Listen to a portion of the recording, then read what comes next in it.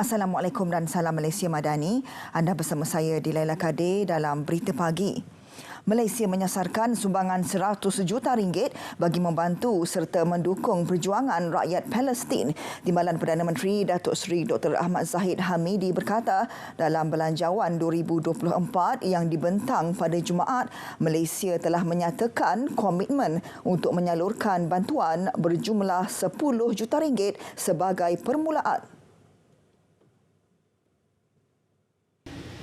Dan pertama kalinya kita telah menghimpunkan bukan saja soal dana yang banyak, walaupun permulaannya hanya 1 juta ringgit, tetapi Yang Amat Berhormat Perdana Menteri semalam dalam ucapan belanjawannya menyebutkan sebanyak 10 juta ringgit telah menjadi komitmen oleh kerajaan Malaysia untuk membantu rakyat Palestin.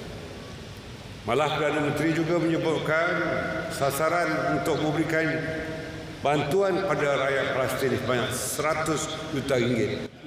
Beliau berkata demikian ketika berucap merasmikan Zikir Perdana Sedunia 2023 di Masjid Putra, Putrajaya. Lebih 500 peserta menyertai Himpunan Solidarity for Palestine. Himpunan sebagai sokongan berterusan kepada rakyat Palestin yang berjuang selama 75 tahun berdepan keganasan rejim Zionis.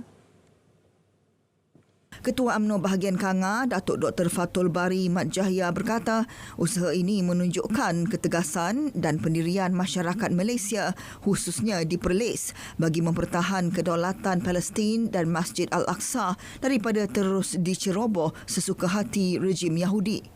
Beliau turut menyeru semua lapisan masyarakat bersatu hati tanpa mengira bangsa dan agama serta fahaman politik bersolidariti bersama demi saudara Islam di bumi Palestin. Himpunan Solidarity for Palestine diadakan di perkarangan UTC Perlis. Terdahulu, para peserta berarak sejauh 4 km ke Masjid Alwi Kanga sambil mengibarkan bendera Palestin dan membawa spanduk mengecam kekejaman Zionis. Turut berlangsung dialog Solidarity for Palestine. Program dianjurkan UMNO bahagian Kanga dengan kerjasama UMNO Negeri Perlis, Keadilan Negeri Perlis dan Amanah Perlis.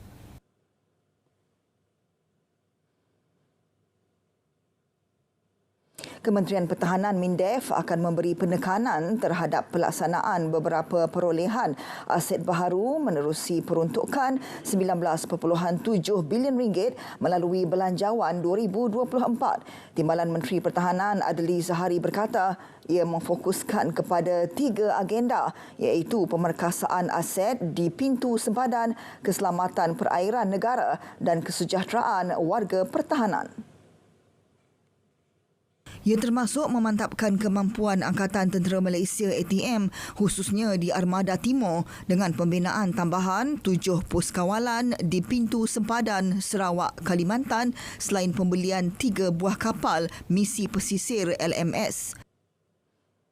Tahun hadapan ini kita akan mulakan pembelian 3 LMS dan antara yang kita berikan tumpuan adalah di Mawila 4 itu sendiri.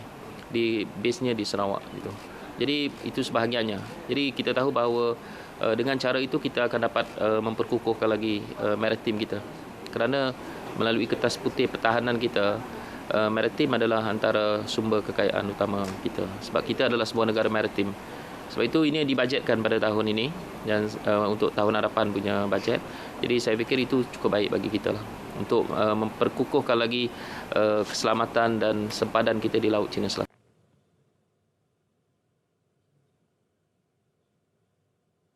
Kementerian Dalam Negeri KDN sambut baik inisiatif Belanjawan Rakyat 2024. Menterinya Datuk Seri Saifuddin Nasution Ismail berkata KDN akan terus bersama kerajaan dalam mempertingkatkan keberkesanan dan kecekapan dalam perkhidmatan kepada rakyat dan negara. Beliau dalam satu kenyataan berkata, ia selaras peranan besar KDN dalam memastikan keselamatan dan ketenteraman awam sentiasa terpelihara, termasuk memperkukuhkan keselamatan sempadan, perairan dan pintu masuk antarabangsa negara. Pada pembentangan belanjawan yang dibentangkan, KDN telah diperuntukkan sebanyak 19 bilion ringgit. Melalui belanjawan tersebut, KDN akan melaksanakan 15 inisiatif yang ditambah baik, antaranya mewujudkan Baitul Mahabah iaitu penyediaan penempatan sementara kanak-kanak daripada pusat tahanan imigresen dengan peruntukan sebanyak 10 juta ringgit. Juga meneruskan program menyemai kasih rakyat Mekar, menambah aset perairan, pesawat dan helikopter PDRM serta menambah bilangan anjing K9.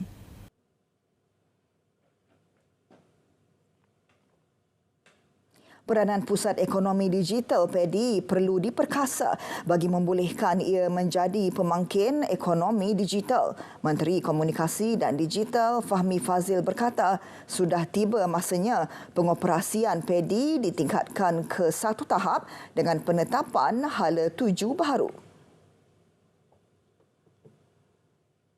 Kita lihat PEDI yang telah lebih sedekat satu dasawarsa telah wujud dan bergerak di pelbagai pelusuk negara kita.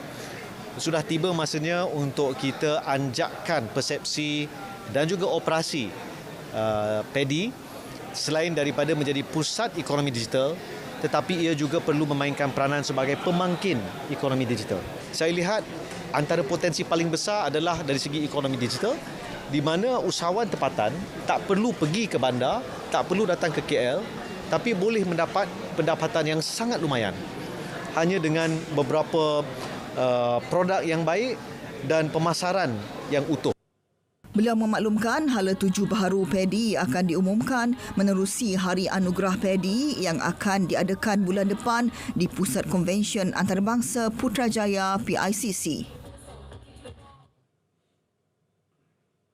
Urus dengan efisien tanpa birokrasi. Peruntukan belanjawan 2024 buat perusahaan mikro, kecil dan sederhana PMKS perlu diurus dengan cekap agar tiada ketirisan dalam memastikan golongan sasar menerima manfaatnya.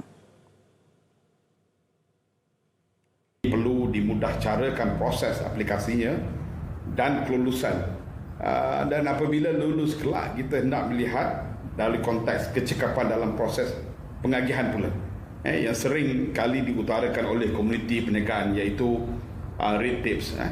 Sementara itu, pakar ekonomi Profesor Dr. Jomo Kwame Sundaram berpandangan peruntukan diberi perlu seiring program pemerkasaan PMKS bagi memastikan sektor ini lebih berdaya tahan.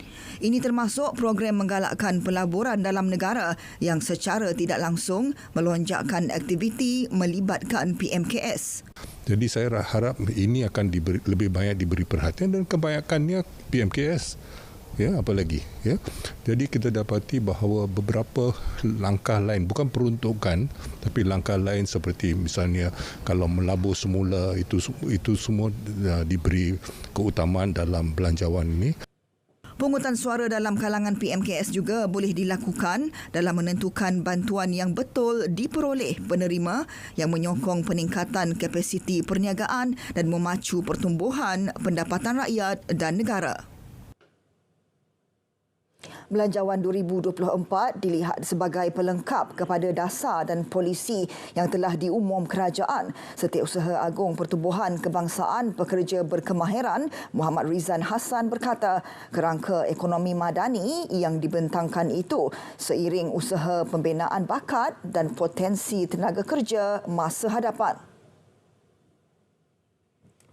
Jadi belanjawan ini sebagai satu langkah awal kepada polisi-polisi yang diumumkan dalam usaha kita bergerak ke arah ekonomi yang lebih baik dalam suasana yang cukup mencabar sekarang. Kali ini rata-rata pemain TVET juga mengakui bahawa ianya bersasar kepada pelbagai peringkat. Sama ada kalau dalam konteks TVET itu mungkin ada juga bantuan di peringkat TVET tinggi, juga ada bantuan di peringkat TVET pertengahan, dan juga ada bantuan kepada TVET yang bersifat social intervention ataupun career intervention di peringkat bawah. Baiklah, berita pagi diteruskan dengan laporan edisi Sabah. Saya Dilela Kadir. Salam Malaysia Madani, tekad perpaduan penuhi harapan.